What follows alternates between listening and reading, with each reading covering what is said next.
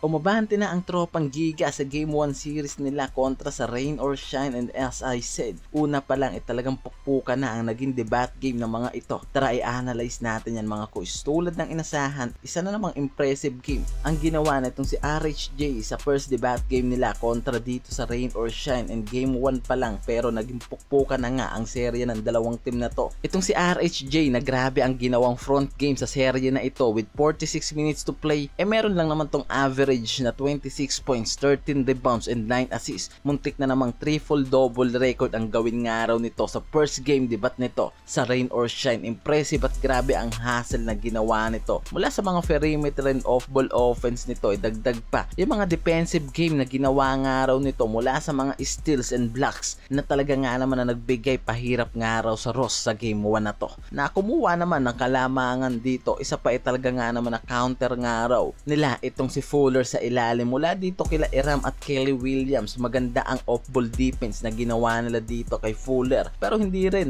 talagang nagulat ang marami dahil sa pagkuha nitong si Fuller sa mga perimeter to mid-range shot na nakapagtala pa nga ng 18 points kahit na talaga nga naman na tinatatlo pa nga ito sa ilalim. Isang araw sabi ni Coach Yengyo sa naging problema nitong Ross yung maraming turnovers na ginawa nila dito sa Game 1 series nila dahil sa 22 turnovers and 22 assists na average lamang ang ginawa nila sa game debate nito. Masyadong nga raw mababa ang ratio na yan ayon dito kay Coach Yengyo. Naging dikita naman ang laban nila mula sa first quarter to third quarter game pero napabayaan ang ngalan daw ng Ross ang magandang depensa nila dito. Kita natin ang mga easy basket nga na ginawa ng talk and text tapos sinabayan pa ng magandang transitioning na ginagawa dito sa labas ng mga talk and text players. Magandang araw talaga at sobrang laki ng advantage ng tropang Giga pagdating sa outside shooting, and meron silang 33 out of 97 overall from the field at may 34%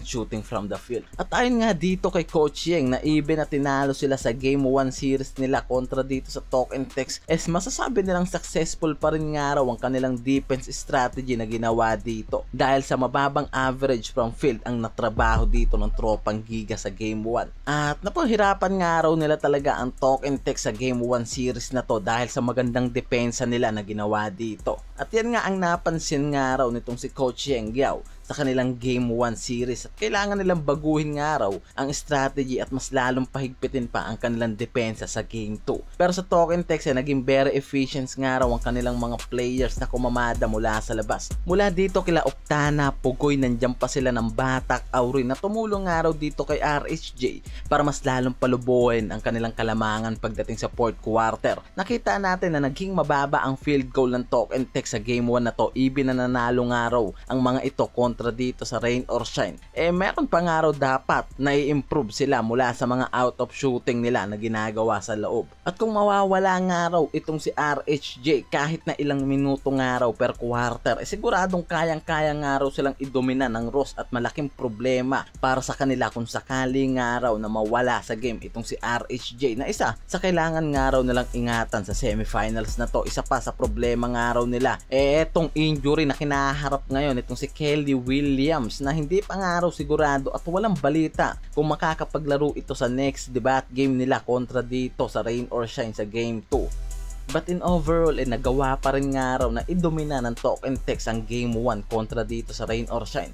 Pero malaki pa rin nga raw ang kumpiyansa nitong si Coach Yeng na magagawa nilang talunin itong